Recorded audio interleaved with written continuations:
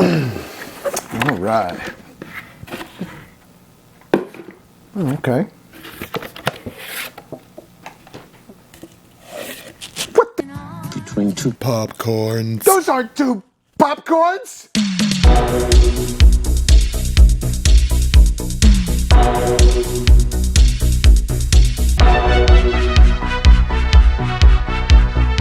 Hey, what's up, guys? Bobo here from BrassReel Brothers. Welcome back to some more hot, fresh popcorn. So today I was thinking I'd just be super 80s since we're right hot, fresh in the middle of the John Hughes marathon. So I was like, oh man, I'm gonna get the Prince Purple Rain shirt out. I'm gonna get purple all over the place. And also, I'm super excited still about the Batman coming out.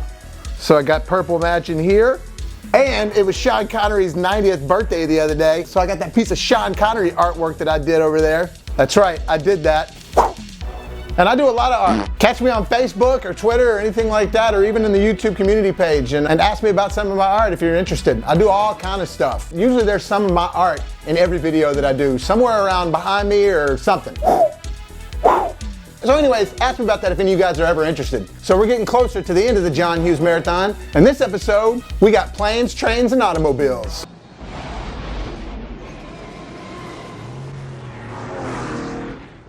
So this far, every John Hughes movie has been about teenagers. This is the first one that's adult driven. So this one being his 5th directed film, it's like we had these 4 films that were like our 4 years in high school, and now we've graduated, and now we're on to adult stories. If you watch his movies in a row, that's how it feels. And this one, it goes back to the R rating, and it's only for language, and it's really not even that bad of language. It's just specifically one scene that Steve Martin loses it on, and we'll talk about that. This one's starring Steve Martin and John Candy, and it pretty much just focuses on them the whole movie. We saw John Candy for a smidgen in National Lampoon's Vacation. Sorry folks, park's closed. But he wasn't as big as he was at this point now. So in a roundabout, the movie's about Steve Martin trying to make it home for Thanksgiving. He runs into John Candy's character, Del Griffin. Del Griffin. God, I'll never forget that name. And it's just about them trying to get home. Flights are getting canceled, weather's coming into play. They go on this amazing journey to try to get home together. Ended up having to stay in hotels together, getting on buses. Like I said, their flights are canceled, delayed. Immediately, his and John Candy's contact starts making his trip just worse and worse and worse and worse. Starting off from John Candy stealing his cab away from him. You stole my cab. And he's trying to get home to Chicago. That's where his home is, which, by the way, they use the Home Alone house in this. It's literally the same house, at least the front shot. Essentially, John is just annoying the hell out of Steve Martin the whole way and making his trip worse. And he sort of becomes this leech that he can't get rid of. And you see a lot of the stereotypical characters in this. The dad from Ferris Bueller's Day Off is in this at the very beginning. Ben Stein's in it again. I'm sorry to announce that we're canceling Flight 909 due to severe weather in Chicago. The coolest part is it starts off with this like grandiose scene of Kevin Bacon and Steve Martin trying to fight over a cab.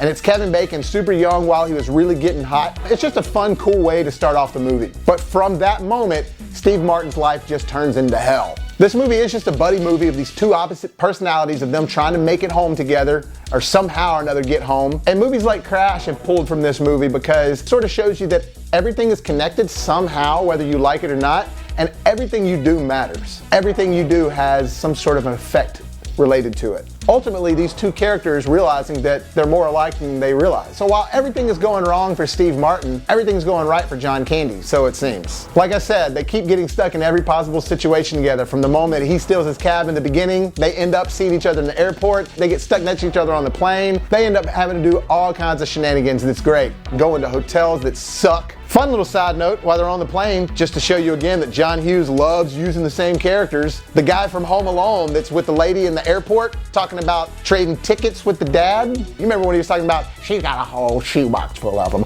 dangly ones. She's got her own earrings, a whole shoebox full of them, dangly ones. He's in this movie too. And what's great about John Candy's character is he's a shower ring salesman. I never did introduce myself. Del Griffith, American Light and Fixture, Director of Sales, Shower Curtain Ring Division. That had to have been made up. So when they ultimately get stuck and they feel like they're at a dead end for the day, they end up sharing a hotel room together, which today's standards and today's weird, crazy world, no one would ever do that. You would never share a hotel room with a stranger. But back then, it was kind of plausible. It was still slightly an innocent world. Obviously, it's never been an innocent world, but it just wasn't as, you could trust things a little bit more. People left their doors unlocked and stuff like that. Kids played in the front yard. Man, I sound like an old man. Lots of people that just randomly you see in other movies, like when they get Doobie's Taxiola or whatever it is, that first cab that they get, that guy is the dude that does the funny laugh in Billy Madison. You know, the Oh yeah, how's that laugh go again? You know, and man, when they finally get to the hotel though, it's great. And the hotel is just seedy. I remember going to hotels like that all the time when I was growing up. Totally brings you back, and everything trying to be like modern and advanced, but it still looked like shit. The whole time, Steve Martin's character is not being irrational about anything. If any of us were in that situation with John Candy, we'd be annoyed as hell. Honestly, in real life, I would have already lost it with this guy. But that's what the movie's for. It's just so hard for Steve Martin. Like, he's in the shower trying to take a shower, he gets out, it's just nasty, damp, wet water everywhere. John Candy's used all the towels, his clothes are everywhere. I love that Steve Martin's having to dry off with that little rag. And if anybody's ever had a hard, stressful day or even a stressful trip, when you have things like that that keep adding to it, oh man, the level of aggravation and anger that you stem to, you can only get that way when specific situations occur, and they really paint a good picture of that in this film. While the movie is really funny, it tricks you into thinking that you're just gonna watch this movie that's just about these two having to put up with each other. But slowly but surely, John Hughes tosses an emotional ninja star in there and gets you with something. Like when he starts telling John Candy in the hotel room, you know what? I can handle anything now because if I've been with Del Griffin, I can handle anything. and I'd say, 'cause I've been with Del Griffith, I can take anything. John Candy snaps at him a little bit and starts talking about, you know what? I'm proud of myself because what you see is what you get.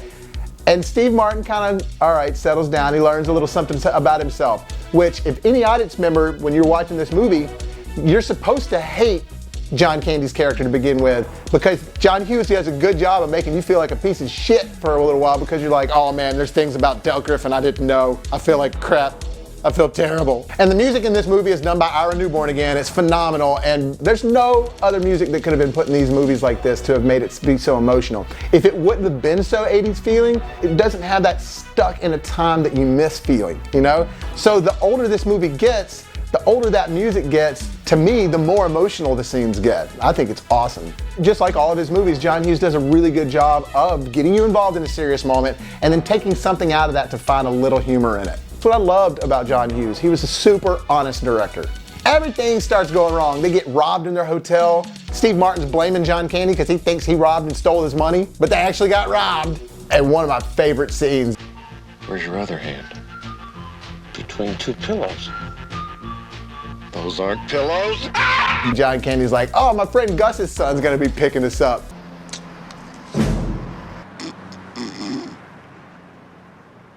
Oh, leave it be. Get your lazy behind out here and put that trunk up in the back. Oh, no, we've got it. It's very heavy. She don't mind. She's short and skinny, but she's strong. Her first baby come out sideways. She's short and skinny, but she's strong. So like I said, John Hughes is getting you involved in this movie and occasionally throws an emotional ninja star at you. But then slowly but surely as an audience member, you start to maybe realize that Del Griffin's not so happy. He's not the carefree spirited that he paints himself out to be. And the whole reason this movie is really rated R is the scene where Steve Martin loses it at the airport and he's talking to Edie McClure, who played Grace in Ferris Bueller's Day Off. She's the airline clerk in this. And man, Steve Martin, I guarantee you, says the F word more than he's ever said in any movie, or maybe his entire life, in this one scene. And it's pretty important to the scene in my opinion, because it shows you how much this guy's been pushed over the top. Because he normally wouldn't behave like this, but now he doesn't care. And Edie McClure's one little scene is awesome in it. Of course, it wouldn't be a John Hughes film without a small bit of slapstick in there. It alleviates a little tension for the film at that point. And the true slapstick is when John Candy's driving and he's dancing all that jazz music. He almost crashes and they drive through those two diesel trucks. They had the little skeleton scene for a second where they're both skeletons in the car, which is exactly like the scene in Home Alone 2 when Marvin's getting electrocuted with the faucet. I mean, it's hilarious. Still to this day, I'm cracking up because it's so out of place, but yet so fitting. It gets so bad that the car catches on fire and burns down, and then we get another emotional ninja star because Steve Martin's starting to see that John Candy's character doesn't really have anything. And I tell you, by the time they get to the end, you know, they go to the train station and he lets him go. Steve Martin starts to have these flashbacks. He starts to think about his family, and he starts to think about a couple of the moments he had with John Candy, or Dale Griffin. And man, that music right there, every single time I watch it, I get super choked up, like really choked up. Today, rewatch it again. They did Jerry Maguire before Jerry Maguire did Jerry Maguire, with him running through the station like that.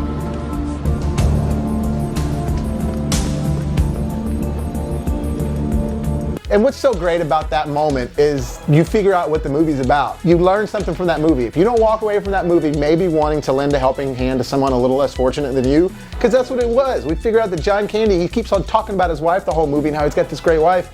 His wife died 8 years ago of cancer. He doesn't have a place to live. He's got nothing. He's just trying so hard. And to see somebody do something like that with everything that's happened to him, it makes me be like, you know what? I can keep going. In fact, I can keep going and I can help. So that's what I get out of this movie, and I love that about this film. It's such a good feeling that you have by the end of this film when he's walking up to the Home Alone house with John Candy and he's like, I'll just stay for a minute. And he's like, just come in, Del.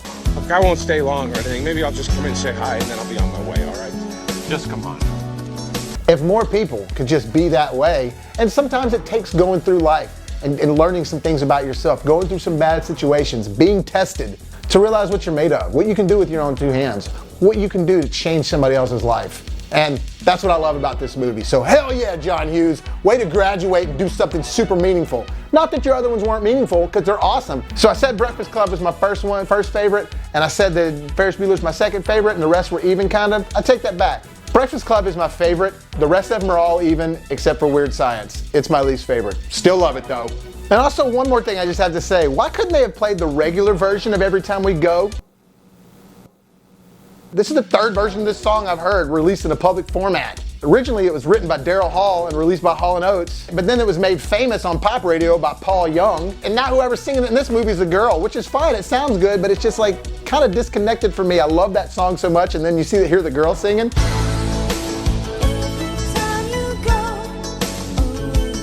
It kind of sounds like the PBS version of it or something. This movie's excellent. It's a tearjerker. It's hilarious, and you'll learn something from this movie if you watch it. So Planes, Trains, and Automobiles.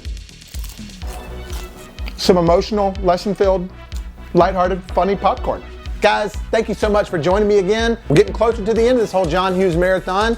The next one is the last one of the written directed Uncle Buck. That's another one that'll sneak up on you. And we're gonna end it off with the second John Hughes bonus film that he only wrote, not directed. And if you're paying attention somewhere into this video, there's a clue of what it is. It's actually not a clue, you just gotta look for it. It'll say exactly what it is. Once again, guys, thank you. Look for BrassReel Brothers on Facebook. Look for BrassReel Bobby on Facebook. And you can find me on Twitter, BrassReel Bobby at BrassReel. And remember, if life gives you lemons, make some hot fresh popcorn. Because I'm the real article.